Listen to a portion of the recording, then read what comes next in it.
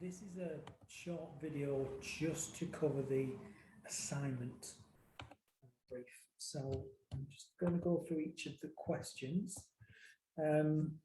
As with the previous module in terms of the layout and requirements of the questions, exactly the same.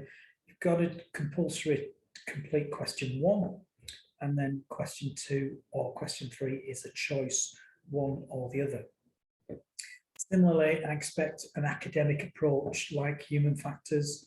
So I need referencing, I need to see wider reading and a little bit of research to show over and above the question requirements itself, that it's done in an academic way at level 7 requirements.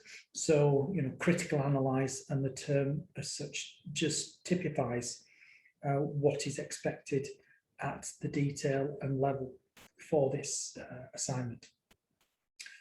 Similar as previous requirements, about 2 to 3 pages per question. That equates to between 1,500 and 2,500 words per question. Depends on your approach to it. Purely selfish reasons, don't want you to go over 2,500 words per question, because it takes me longer to read through it. And from an academic writing point of view, being concise and getting your point across is important. So where we do refer to the various disasters that are explained here, what I am expecting you to do is to look at the inquiries, or a report that's been produced, or even more than one report that's been produced about the disaster, to then research that and get a good understanding of it.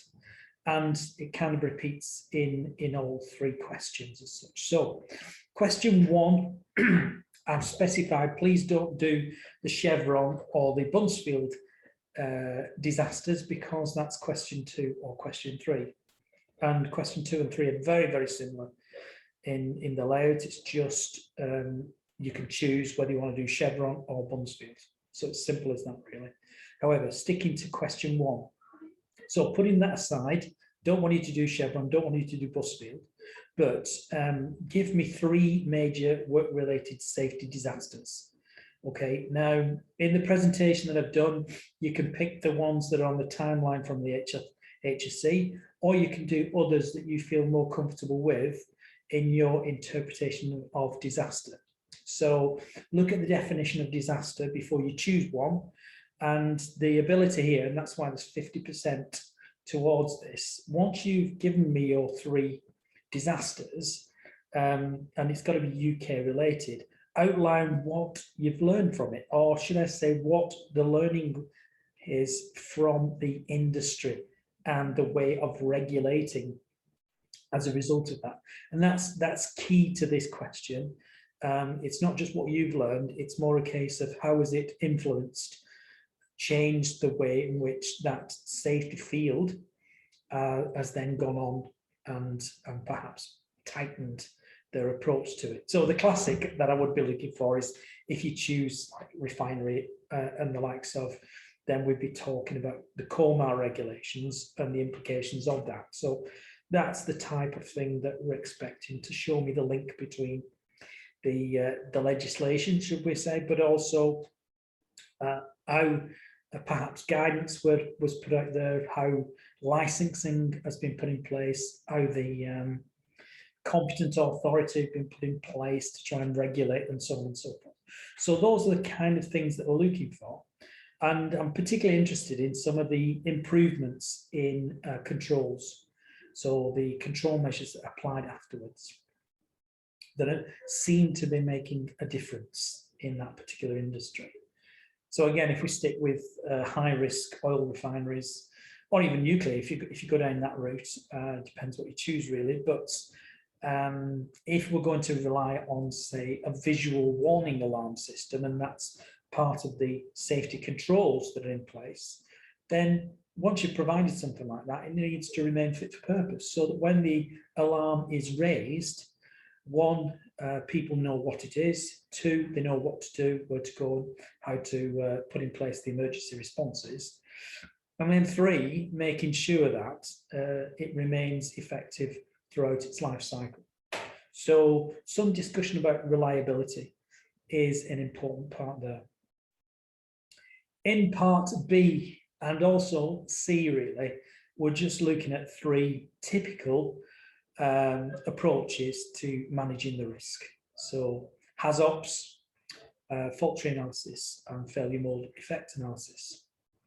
In those 3, I need you to show off your knowledge of these in terms of only the 20%, should we say, in B is to tell me as much as you know about HAZOPs. Again, go back to what we were relying on in part 1, really, in terms of learning from disasters. How can this be used in high-risk management? How can this be used to avoid a disaster? That's what I'm particularly interested in, not just give me the definition of HAZOP, put some practical examples in place. Trying to emphasize your discussion points by using further reading, perhaps quoting examples of where HAZOPs are used and how they are used, giving an interpretation or maybe a practical example of one HAZOP and how the decision-making process was used around that in terms of effectively managing risk. Similarly, slightly less, but you've got 2 topic areas. So if you imagine 15% for FTA and 15% for FMEA, yeah, I want a similar kind of approach to what we've had in B, but the B question was just give me slightly more detail. But I've used the term critically analyze. Yeah, the focus here is on prevention. So that's the slight difference.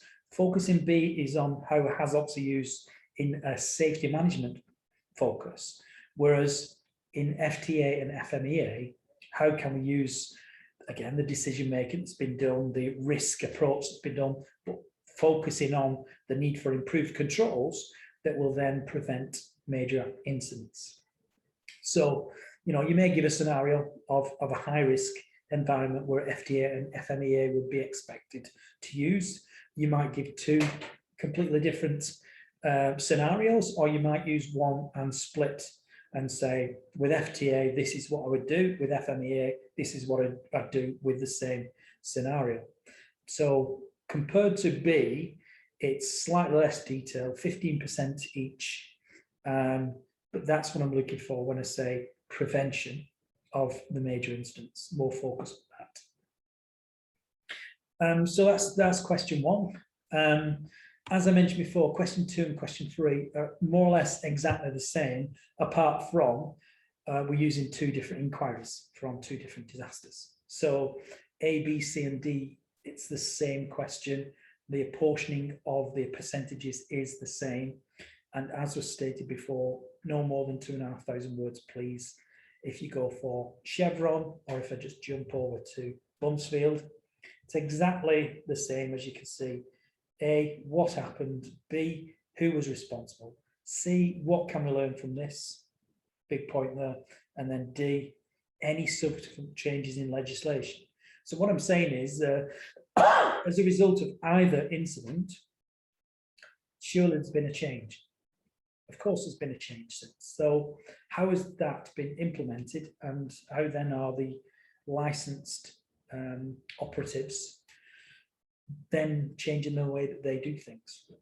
So if you look at the guidance that's below the questions A, B, C, and D, you'll see your answer should discuss in detail the impact that this incident had on the industry, on the safety processes in that either oil refinery or in this case storage, but in the previous one, it's about refinery work. So whichever you choose, it's the same thing, should discuss in detail the impact the incident had on the industry and the safety processes.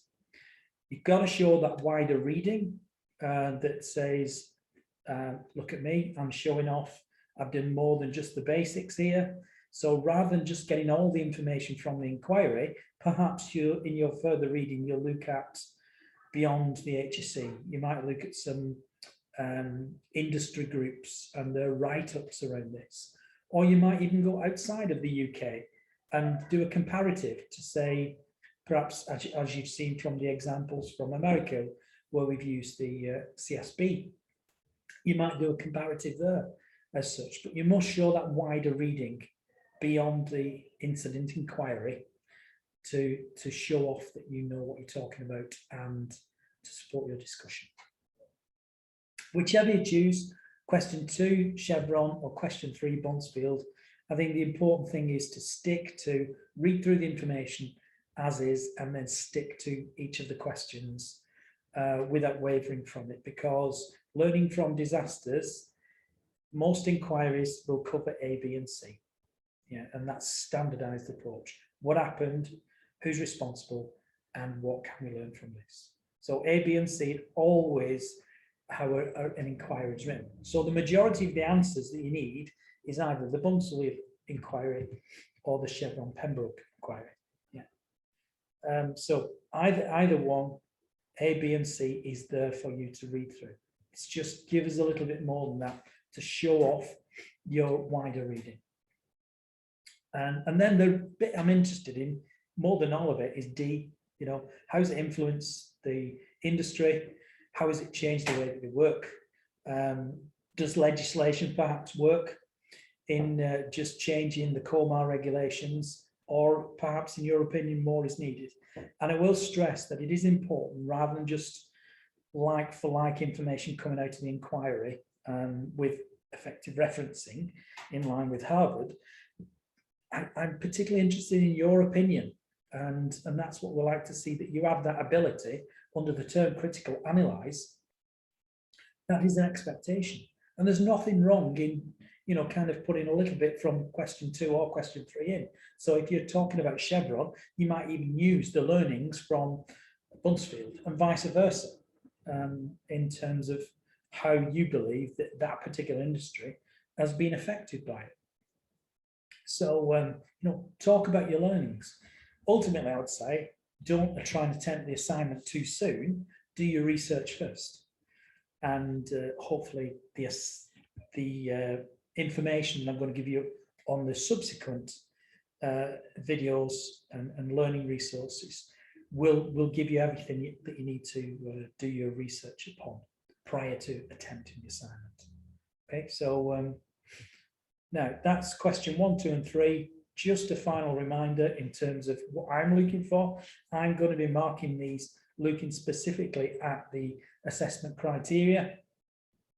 And obviously I've only put the top 3 there in terms of very good, excellent, and outstanding. And in order to aim and achieve those, you've got to look at those broad information. A reasoned understanding is shown, and in many respects showing off. The learning being used to prevent recurrence of similar incidents or major disasters, the links to legislation, links to guidance, and links to the risk management techniques, and then ability to debate and structure information, which is standard in most assignments. Presentation is important. I will say at this stage is a little bit, I am a visual person. I do like pictures, but obviously the pictures need to be relevant to the argument that you're trying to pose. So for example, if you're going to show me a defective safety control that was perhaps, say, in Bonsfield, and that control measure didn't work as it should do, maybe you can do some kind of picture of that. Similarly, if you're doing FTA, HAZOP, and FMEA, perhaps you can show me visually, in line typically what we expect for that, how that would look in the practical scenarios. So, you know, I'm a visual person, use it to your advantage. I will be persuaded, and I feel that a lot of people are persuaded similarly by that kind of technique and approach. Okay, so hopefully you've got an idea of what the assignment now is and what we're looking for. And best of luck, and see you soon with other information. Thank you.